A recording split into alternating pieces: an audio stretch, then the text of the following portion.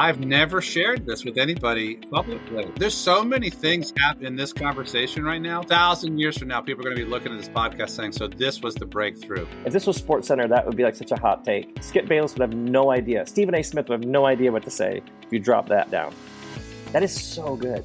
Yeah, this is my third bottle. So I misunderstood the instructions and the premise of the podcast interview. The joke I always say is like, how'd you learn so much?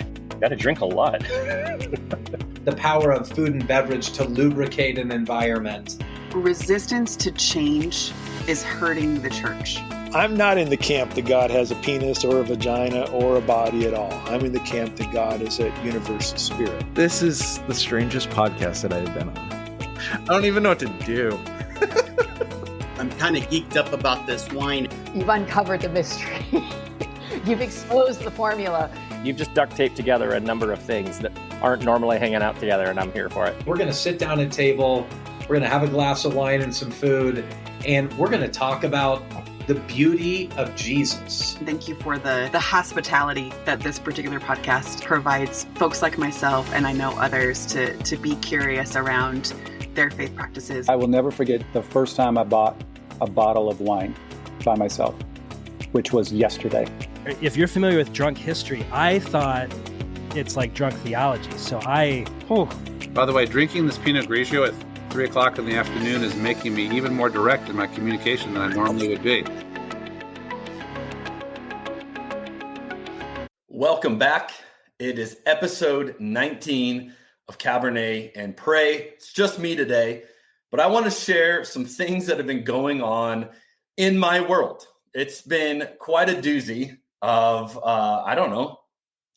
6 months. I mean, it's hard to even know what time to put on it, but certainly the last weeks have been a lot, learning a lot, processing a lot. And I thought I'd sit down and share some of that with you in hopes that maybe you're processing a lot or you're going through some things that maybe you can relate, and we can learn together and we can grow together. And in particular, I want to share some thoughts I'm learning about gratitude and maybe rethinking that subject a little bit.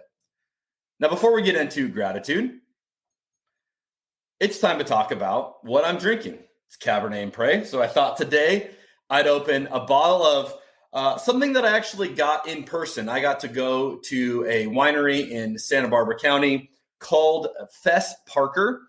And what I'm drinking today is called the Big Easy. This is a 2020 red blend that Fess Parker makes. In particular, they're in Los Olivos, California.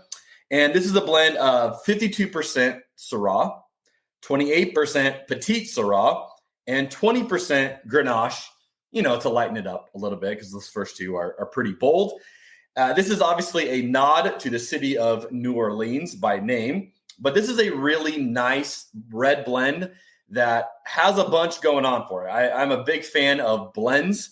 I know some wine purists are not. They really like, one varietal at a time to individualize it, really draw that out. But I like a good blend. I like getting a little bit of everything, especially when it's blended well. This one, I'm getting lots of amazing things, even just on the nose of this. I get red plum, black cherry, black pepper, cinnamon, and a little bit of graphite, from a mechanical pencil or something like that. A little bit of that graphite as well. And just a really nice, well-rounded, holds up by itself, also could go with food. This is just a great everyday drinker, great table wine. This was not super expensive. And so hopefully, if you are enjoying this episode in your home, you're opening a bottle along with me. You're enjoying something as well. So if that is you, let's drink together. As always, if you are driving or doing something where you need to be paying attention, don't drink. Just save that for later if you, want to revisit this episode, perhaps. A little bit of what's been going on in our world. A few months back, my wife and I, actually this is almost a year ago now, but we turned 40 this year, and big milestone for us. And when she turned 40 in September, she decided that she was going to go just get a checkup, just make sure everything's going well. And while she was there, they asked her if she wanted to get an optional genetic test done. Now, there was nothing that prompted this. There was nothing that they saw. They said, hey, let's take a look. It was literally like she went in, I'm 40. Hey, let's just make sure everything's good. And in that conversation, they kind of flippantly threw this out. It was a few $100 to get this test done. She's like, yeah, let's do it. So she gets this test done and just is more thinking like, it'll be interesting to see, maybe they give me some recommendations or nutrients that I'm low on or something like that, right? Like basic body type stuff, nothing in particular. When we get the results back later, we were shocked because they called her back and they said, hey, we found something in your genetic testing that is super rare, that is not common at all. We don't make this phone call a lot, but you have what is called the BRCA2 gene. Now, at this point, we knew like nothing about this. So even the day she called me, I had never heard of the BRCA2 gene. She had never heard of it. She had started doing research, from the time she got the call to she called me, understood a little bit, but we were kind of unknown. Basically what we found out is this gene makes it roughly 85% likely that you are going to get cancer in your lifetime. Now, this often affects people in their 40s and 50s. They get, in particular, breast cancer is very common. But this was obviously a massively high ratio that all of a sudden we're dealing with and had no idea. And so the first wave was basically figuring out, like, let's make sure she doesn't have any cancer right now that we were unaware of. And that's obviously was kind of our first panic. And so we did a bunch of tests and all of those came back great. And she didn't have cancer and doesn't have cancer. And so we were super grateful for that, obviously. But then it became this conversation of what do you do when you know that this risk is unbelievably heightened, for her. And 85% is alarmingly high, right? This is like, hey, this is a big deal, something you're going to have to deal with. And we decided to, look into everything. She did a lot of her research. She talked to different surgeons, talked to different experts, different doctors on different opinions, and, found out there's a number of ways you can go about this. And this has kind of been our world for the last few months, is dealing with this and processing through all of this. And I've been asked a lot, like people who have walked a little bit of this journey with us and who have known what she's been going through, like, what are you guys feeling? And that's a question we regularly get asked. How are you doing? How are you feeling? What's going on? And I think the answer that we have is a little surprising to most people, or perhaps they don't believe us and they think we're just, trying to put on a good Christian face about it. But truthfully, the answer has been gratitude, that this has produced gratitude in us. And it has taken kind of this idea of like, oh, we have a whole lifetime, we have all these years, and really put in perspective, like we have right now, we have this moment. And this was a huge reminder that nothing in the future is guaranteed. Now, that's true for all of us, but oftentimes it takes something like this to sharpen your senses a bit, to rattle you a bit of like, hey, none of that's guaranteed. Tomorrow's not guaranteed. You have today, and you don't even know what today's going to look like. So this has been the journey, but what we have found is that we just have this heightened sense of gratitude. And it's almost been a little bit surprising that this has been the dominant emotion, because it'd be very easy for my wife to play the victim, right? Like, woe is me. Why do I have this gene, that most people don't have? Why do I have to deal with this? Why do I have to have these percentages the way they are? But that's just not the road that she's taken. And that's not been our experience in this together. And so really it's been a season of celebrating life, of taking time to go, hey, we're not just going to go through the motions. We're going to slow down. We're going to be more aware and be more dialed in to what's going on right now. And it reminds me of something that the pastor and author John Ortberg has said. He says it like this: gratitude is the ability to experience life as a gift. It opens us up to wonder, delight, and humility. I love that idea. It's the ability to experience life as a gift. Life is a gift. It's a gift that it's often easy to take for granted because we get busy and there are bills to pay and there are errands to run and your kids need this and they need that. And we go from one thing to the next. And oftentimes we get home from a job and we're so tired, we don't even have time to process or think or celebrate the moment. But I love this simple definition of just gratitude is the ability to experience life as a gift. And this means that you have to experience all of life as a gift. And that can oftentimes be hard to do. Now, I want you to think about, when do you feel gratitude?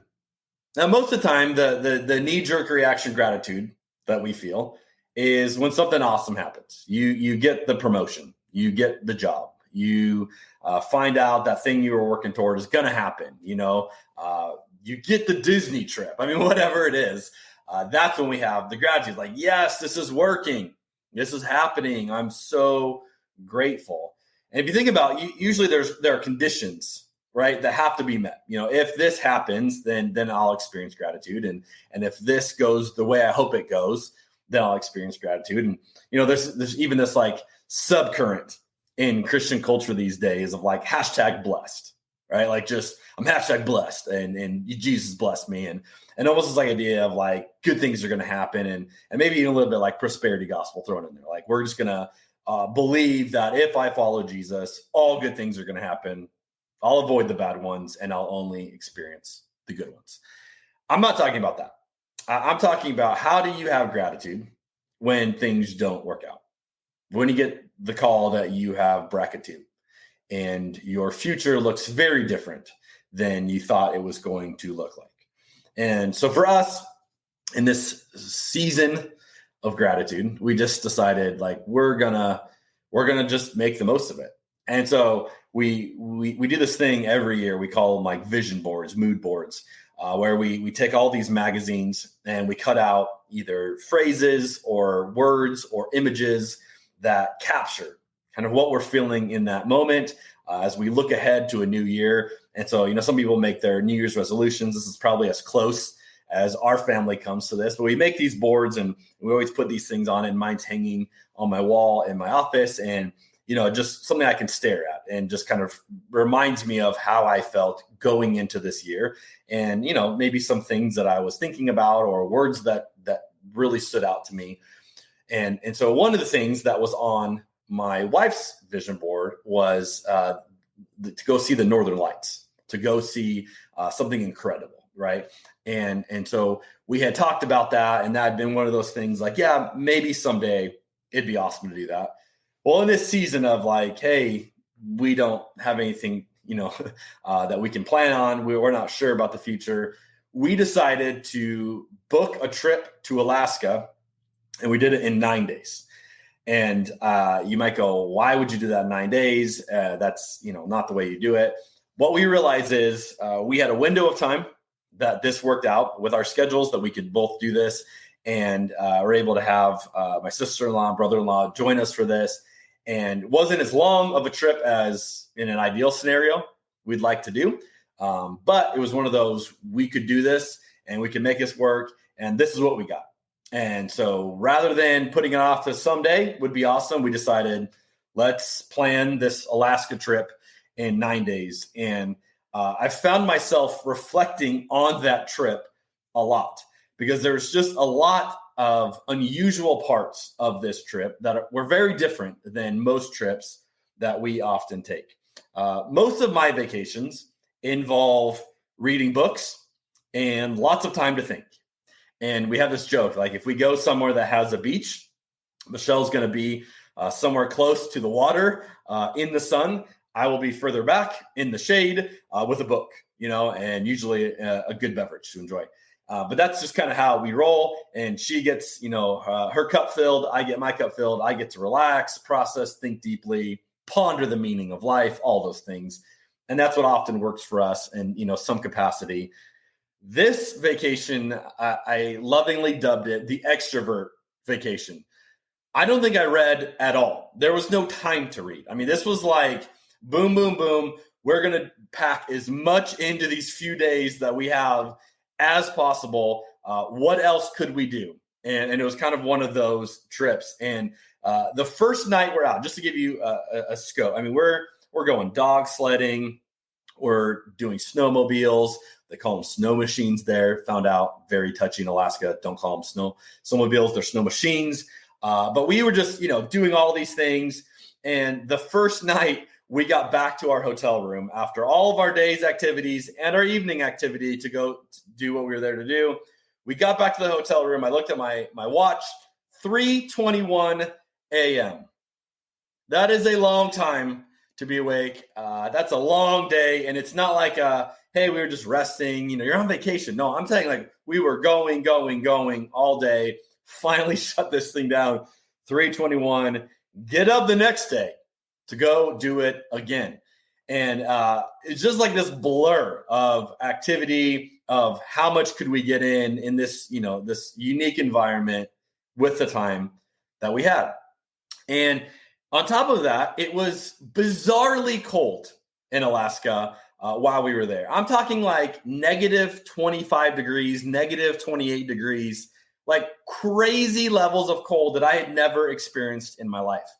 And I live in Arizona, so I don't have a ton of warm clothes. I have a lot of stuff we have from Oregon, so I have rainy gear.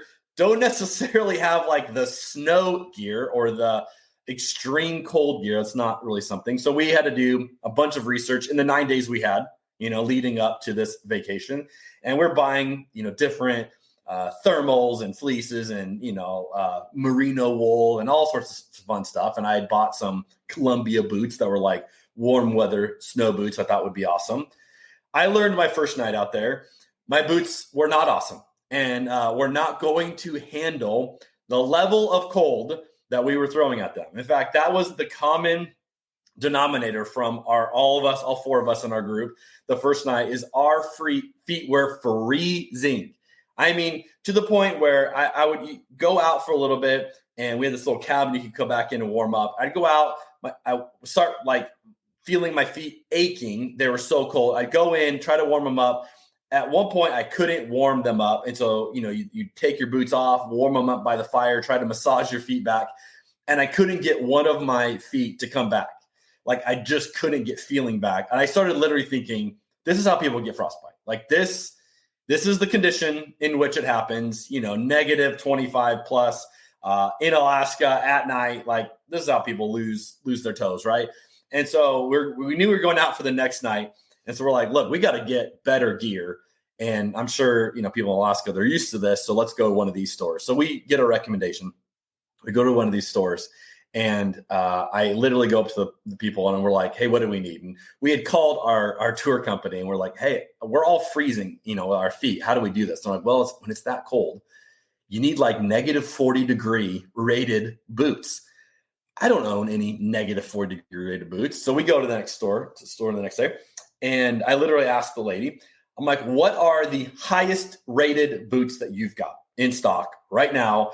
And she's like, come with me. She takes me over to this section and she's like, see these things? I'm like, yeah. She's like, negative 90 degrees. I'm like, I'll take them. And let me tell you, those things are like warm pillows for your feet, even in negative 28 degrees. Because the next night was fantastic. And we were able to weather that brutal cold. And it was a completely different experience. And you go, why were you doing all this? Well, all of it was to see the Northern Lights. And we got to see an unbelievable demonstration of what this looks like. In particular, our first night out there. And not only did you see the green that just lit up the sky and was dancing all over the place, but there was this magenta that worked its way through the green. And I mean, it was one of those things like, it felt like you were at Disneyland watching one of their evening shows of like, okay, all the special effects, except you're not at Disneyland. You're out in the middle of nowhere. You're freezing your butt off and you're looking up at the sky going, this doesn't seem real. This just defies any explanation.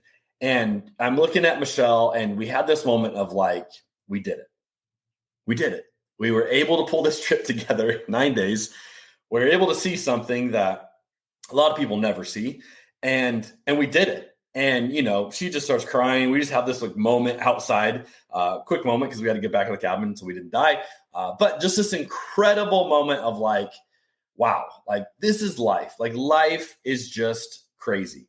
Now, even coming back, we had to get a red-eye flight. It was gnarly. So we get back, we're flying through the night. We get a layover in Seattle. We're like, hey, let's get a hotel room and get a little bit of sleep. So we're not like, you know, trying to crash in because we had a long layover. And we ended up setting our alarm in Seattle at 3:05 a.m. Not a fan of the 3:05 a.m. wake up, especially after having just a few hours of sleep that night. But this is what you do when those are your options and you're making it work. And I remember on the flight back, looking out my window and watching the sunrise and just having this moment of like, I'm exhausted. That was a crazy trip. We really just shoved everything in we could at the last minute. A lot of it was just felt crazy. Like, why are we doing this? And yet it was like, we did it. We made the most of this. We were able to see this. And there was just this overwhelming sense of gratitude. And I just keep thinking back of like, okay, I would not wish this season of what we have been going through with Michelle and BRCA too. I would not wish this on anyone. And yet I am so grateful that this has been the reaction, that this sense of gratitude is the thing we keep coming back to. And I just have been thinking about this a lot. Like, what's going on here? How do we foster more of this? Now, there's this book I've been reading for an upcoming sermon that I'm doing. And the book is on marriage. It's called The 7 Principles for Making Marriage Work. And this is a very well-known book. Perhaps you've heard of it. It's a bestseller, over 1 million copies sold, by John M. Gottman. And also his wife is contributed to this as well. But they take like a scientific approach to marriage, and not just, hey, here are the tried and true methods, you know, that we've been told all along, things you got to do. But like, hey, we actually studied couples for decades and watched them and you know, measured what behaviors lead to divorce and what behaviors work. And I read something yesterday and I just was like, whoa, when I read this to Michelle, who's sitting next to me, and I was like, this is a crazy sentence. And I want to share this with you. And this is all, again, been kind of rolling in my mind. John Gottman says this: one of the most surprising truths about marriage is that most marital arguments cannot be resolved. Isn't that great? Like, this is like one of the leading experts in the world on relationships, in a book that is like a benchmark book of, hey, how do you scientifically dial in your marriage? And you get to this line: most marital arguments cannot be resolved. And I just read that and I stopped and I was like, wait, what? This isn't good news. What does this mean? He goes on to say this: couples spend year after year trying to change each other's mind, but it can't be done. Some of you are nodding your head in agreement right now. You're like, yeah, been there. This is because most of their disagreements are rooted in fundamental differences of lifestyle, personality, or values.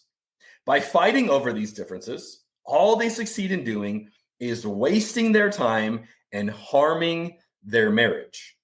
Instead, they need to understand the bottom line difference that is causing the conflict and learn how to live with it by honoring and respecting each other. Only then will they be able to build shared meaning and a sense of purpose into their marriage. Now, I don't know if that is an encouraging idea to you or a super discouraging idea to you of like, you mean this one argument that we keep going back and forth on? Like, yeah, it's probably not going to get solved. And we were like, Michelle and I were just joking, like, what are those things we keep coming back to that in all the years of our marriage, we don't seem to ever have resolved? And there's a few of them that we just like, yeah, we've kind of found like a working balance with that, but like we still fundamentally see it differently. And maybe for you, it's like, it's the toilet seat, or it's which way to put the cups, or you just like, we cannot agree on these things. And the Gottmans are basically saying like, yeah, like a lot of these arguments can't be resolved. And you're wasting your time trying to get to a resolution when instead you need to learn how to honor and respect each other in the midst of having differing values. But as I've reflected on that idea and how, again, the first time I read it, it just didn't sit well. And yet I've been staring at it and pondering it and thinking through, okay, it's led me to apply it to this gratitude conversation. And here's the way I would say it. Gratitude doesn't need resolution. This is like my big takeaway for you today. Gratitude doesn't need resolution.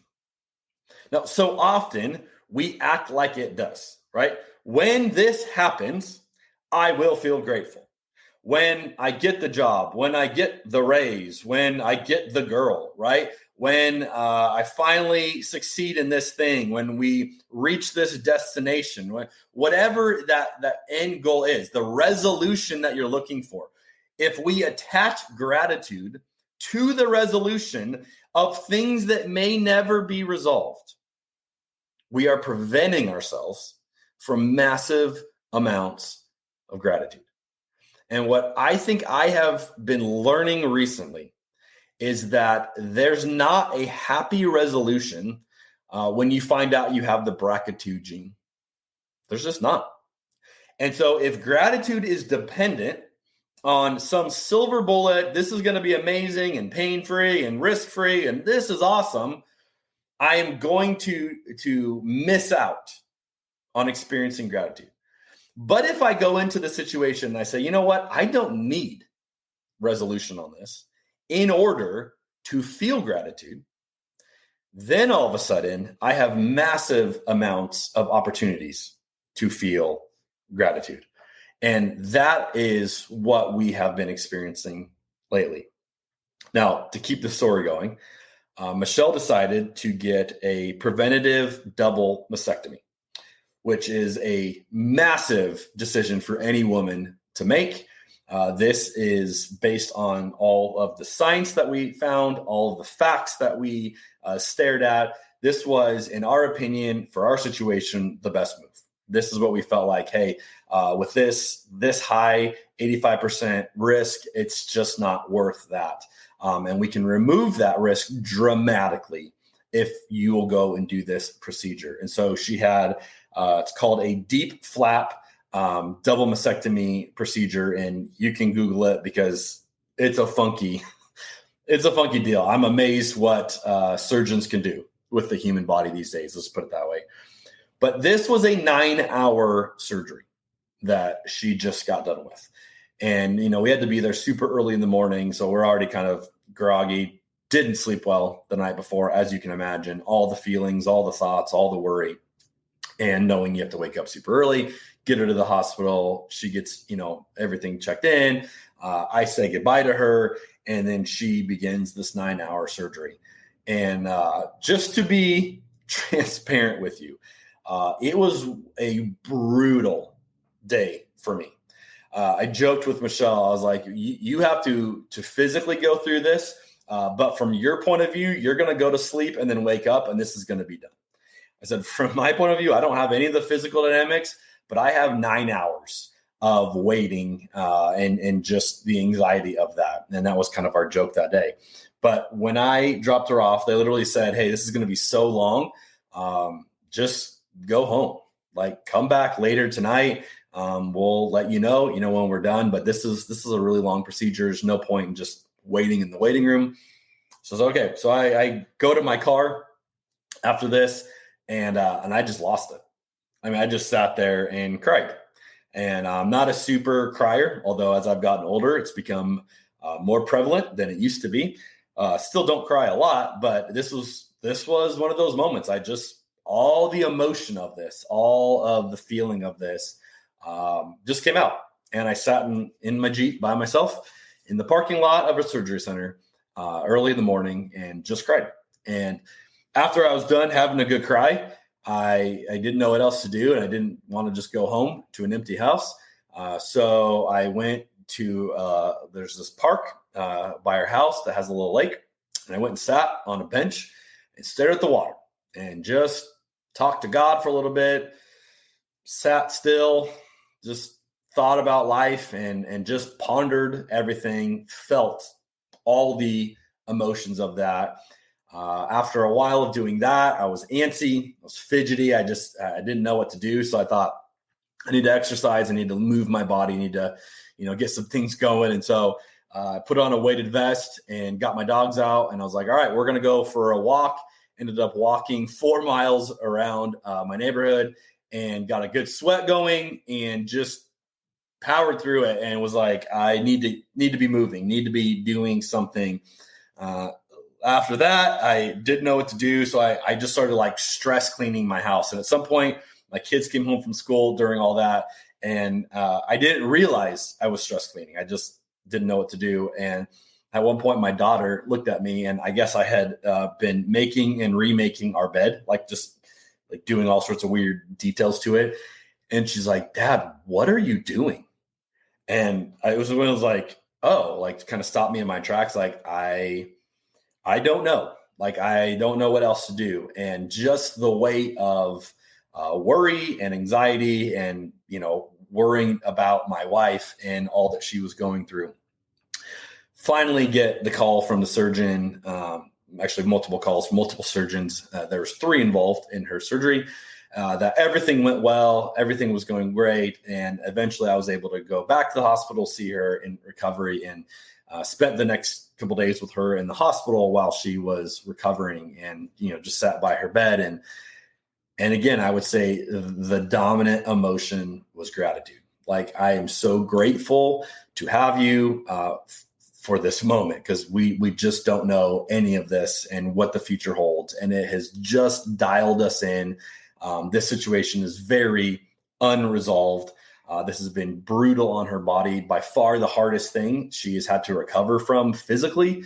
And my wife is probably the strongest person I know, and certainly the strongest person I've ever seen recover from surgery in the past. And this one, no different than that, but just watching how tough this was on her body and on the recovery of all this and realizing this.